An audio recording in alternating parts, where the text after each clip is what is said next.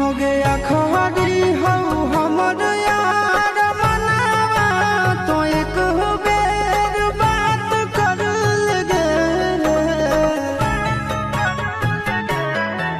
हो गया खड़ी हो हमर यार मनावा तो एक बेर बात कर लगे हो गे सुना यारवा हो भरती पटनवा में आके मुलाकात कर लेगे आगे सुना यारवा हो भरती पटनवा में आके मुलाकात कर लेगे आगे चली जाइबौ छोड़ी के